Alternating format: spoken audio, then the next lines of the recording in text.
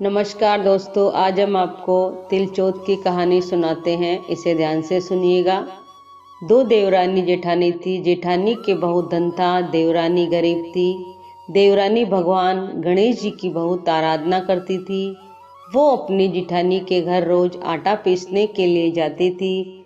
जिस कपड़े से आटा छानती थी वो कपड़ा उसके घर लाकर पानी में धो लेती और अपने पति को घोलकर पिला देती थी।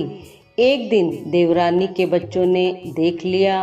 वो अपनी माँ से बोले कि माँ, चाची तो अपने घर से आटे का कपड़ा ले जाकर चाचा जी को घोलकर पिला देती है। इस पर जेठानी ने देवरानी को कहा, घर जाओ तो आटे छानने का कपड़ा यहीं रख कर जाया करो। देवरानी ने वैसा ही किया। घर गई तो उसका पति बोला, मुझे चूर्ण घोलकर पिला दो। देवरानी बोली कि आज उसने आटा छानने का कपड़ा वहीं रख लिया, इसलिए मेरे पास आपको खिलाने के लिए कुछ भी नहीं है।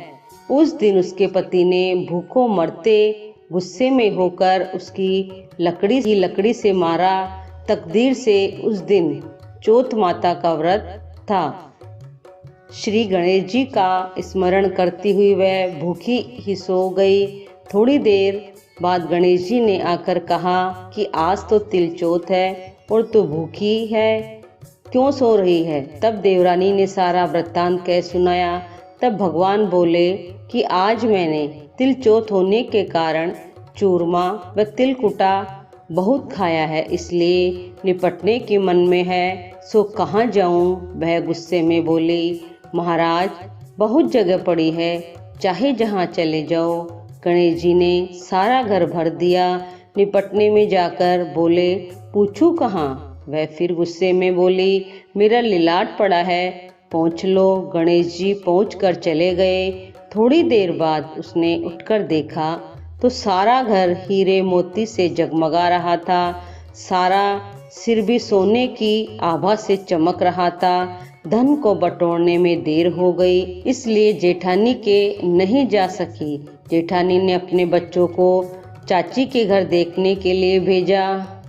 चाची क्यों नहीं आई? बच्चों ने आकर देखा तो वहाँ हीरे मोती का ढेर लग रहा था। तब बच्चों ने आकर अपनी माता से कहा कि माँ, चाची के तो बहुत धन हो गया है। जेठानी भागी भागी अपनी देवरानी के पास आई और पूछा कि इतना धन कैसे हुआ? भोली भाली देवरानी ने सारी घटना सच सच बता दी। इतनी सुनकर जेठानी अपने घर आई और अपने पति से बोली, मुझे लकड़ी से मारो। देवरानी को देवर जी ने बहुत मारा, इसलिए उसके बहुत धन हो गया। उसका पति बोला, तू धन की भूखी क्यों मार खाती है? लेकिन वो नहीं मानी और बहुत मार खाकर अपने मकान को खाली करके श्री गणेश जी का स्मरण करके सो गई। गणेश जी महाराज आए और कहने लगे, फालतू में मार खाने वाली, उठ और मुझे बता कि मैं कहाँ निपटने जाऊँ।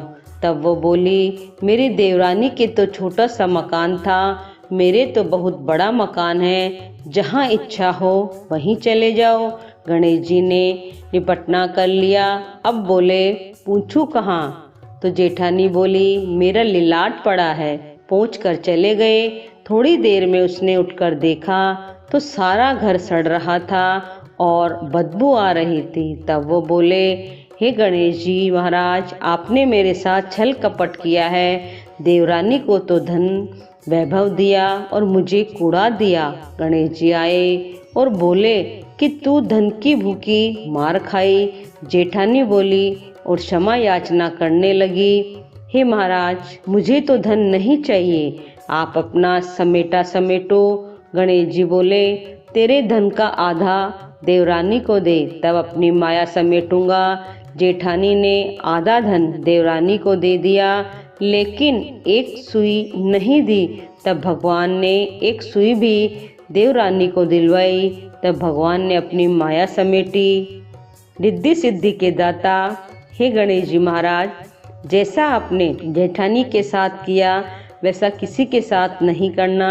जैसा देवरानी के भंडार भरा वैसा सभी के भरना। कहने वाले, सुनने वाले, उकारा भरने वाले सभी की मनोकामना पूर्ण करना। बोलो गणेश जी महाराज की व चौथ माता की जय।